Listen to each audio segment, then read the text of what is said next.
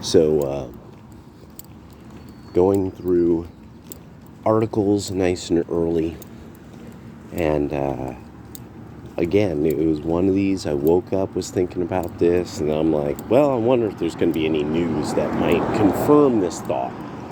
Made me think something, like I was picking it up in the air, like getting in the waves, vibing, feeling the vibing. It's feminism doesn't exist. Just any of these people who say they're feminists, who say they're pro-woman, they're liberals, they vote Democratic, they want to get to root causes of things so that there's legitimate, real change, this worthless set of words that doesn't really mean anything. They're not saying anything that would be that many words with the English language, as brilliant as it is. You could use words that would be exacting, that you could say exactly what you want to do politically, that would stop these various social ills. This would be like a sentence or two if you knew how to use the English language. But these people, of course, are using vagaries. They're using vagaries because, well, you can fail at vagaries. And you could just say, these people don't like the vagaries that I described as utopia, and they're at fault.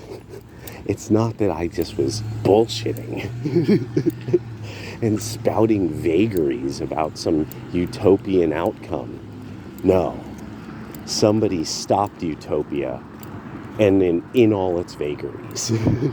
So the gossamer utopia that I think will one day exist, this halcyon dream state that will one day be, which is not just me looking back on my childhood and thinking that it should be like that, because accepting reality is possibly difficult, that would mean that would change your entire cosmology. That life is tough, and people in general are led to badness by instinct. You see, that's the issue that, you see, if you're an atheist or agnostic or something and you have that point of view, you're very likely one of the harder end of libertarians.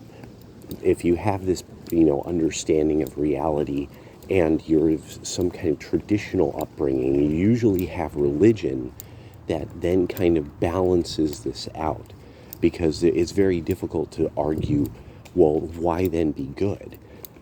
This is the libertarians really have this. This is why the libertarians are libertarians. They have an absolute philosophy at a certain point, and it drives you to the good and really with the magnanimous. That's the key, the magnanimous. And with the Democrats now, people don't really get this. The people who have physically started to move away from other Democrats or Democrats entirely, they physically have left.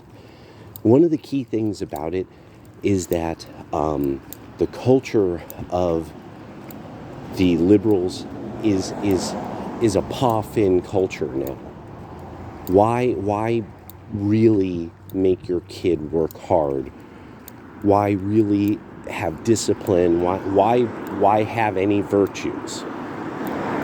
Because they've gotten to the stage that they are absconded at all times by the inequity and inequality and terror of I guess the white man or something, which even though this is a very small number, a small group of people on the planet, somehow they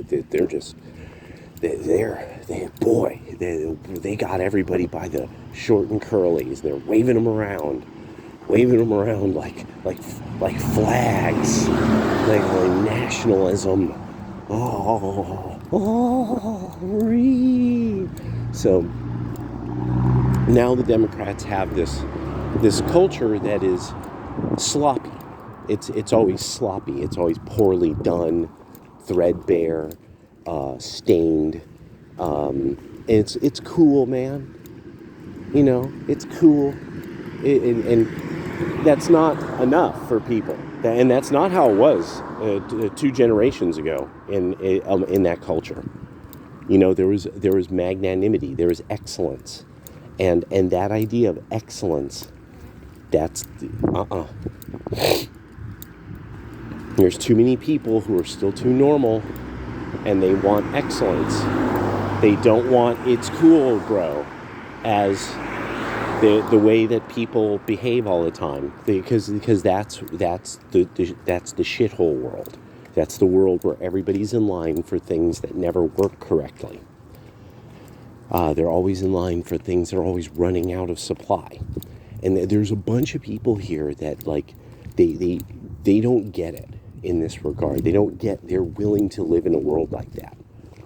They're starting, like so many other people who've embraced the way the liberal culture, as it has become over, like, they keep accepting it. They keep accepting what becomes the liberal culture, the new culture, that's always changing.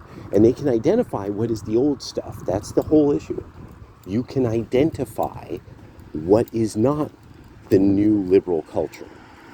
Jesus is not the new liberal culture. Knowing that trannies are just broken and insane. You see, that's old culture. That's not new cult. New cult says, no, trannies understand themselves even more, and we need trannies to tell us things about their sexy so that people can understand themselves better, that they have some edifying magic powers. No, this crazy people in any caveman society, any savage place where people drink human blood and stuff like that, and like do weird rites where, you know, they jab themselves through with sticks or something and run around in the woods. You know, when they don't have shoes, people who can't manufacture sandals, they believe that tranny man can edify you. That's where that comes from. As you become a developed society like Rome, that they had sandals, it vanishes. And it did. The Greeks and the Romans had no respect whatsoever for men who were sexually aberrant. That's all myth. It was a myth made up by somebody who they would not do their work with excellence. So they made up that some one piece of pottery or 2 pieces of pottery equals the Greeks and Romans accepted homosexuality, and it's never been true. It's always been bad work, like all that entire field of work. So now we're back to feminism. So I'm looking at the news, and supposedly MAGA is this incredible threat to women. But today, I'm seeing all these people who are from Swarthyland, who've gotten here illegally, and all this is a woman thing. This is a liberal woman thing. Men who who are relatively unprincipled people, or just kind of a little dumb, you know, when it comes to politics. There's a lot of things they'll know about, but they don't really understand, like, philosophical principles or why law works the way it does. Like, all these people freaking out over SCOTUS and Trump and stuff. They're like, oh, it all got set up so he could get off. And it's like, actually, these are people who just read the law very dry. Liberals actually just invent law from the bench. And that's been understood. That's actually something that anybody who's a liberal knows that. They really do know this. They know that they write new law from the bench because they think judges have superpowers. They understand the way the system works so poorly that they think judges should have superpowers, and always have thought this. And it's because really Democrats are and historically have been the lawyer class. It's one of the strange jobs that you'll find Democrats in a lot. You'll find a lot of Republicans driving gigantic vehicles. You'll find a lot of Democrats in schools and suits at law firms. So feminism has now shown us that your idea of you don't need police because somehow the police cause the lack of safety. You need the men to be more pliant. Heaven forbid that they have a firearm, because that's actually an efficient method, one of the most efficient forms of weapons in history to defend yourself from other human males. That's what the deal is, because most crime is done with melee weapons. So now we have the problem of, well, you've pushed men to this point that now we're standing by and just watching bad things happen. That we're now, yeah. I'm not even going to go into the all these videos of these singles events that only women show up at. No, I want to get into women are being attacked all over the United States in absolutely amazingly brutal ways, and we're just not doing shit. So feminism doesn't exist. Because if it existed, somebody would do something about this. That's what it is. No, what there is cowardice. There's cowardice, and there's people who've caused enough social problems that now women are unsafe in the streets of many American cities. Now, I guarantee you go to some red state, nice small community, you're going to find generally the women find themselves feeling generally safe. You go to a place like San Francisco, and you got to find a real delusional bitch to try to brag about how safe she feels. That would have to be one Delulu chick. And in New York, I mean, this is just how many days go by before another woman is pushed onto the fucking tracks? You know, Bart, Muni, pushed onto the fucking tracks, pushed in front of a train. And then there's the groups of migrants, the gang raping migrants. Now, that's the one that story is coming up pretty much on about every other day. So this is really one of these things of, you see, feminism is this nice idea in college. It's this nice theoretical halcyon dream, this hallucination that middle class people can have. In the real world, your precious mascots beat you and rape you. Your white girl, special friend, illegal immigrant, yum yum, yay yay people actually attack you brutally. And there's no way back, there's no way out of that. Now, I want to make sure to touch on, I have a bunch of fans here. I once said this was going to happen in Europe, so thank you. I like that I called Europe somebody told me, almost 12 years ago now.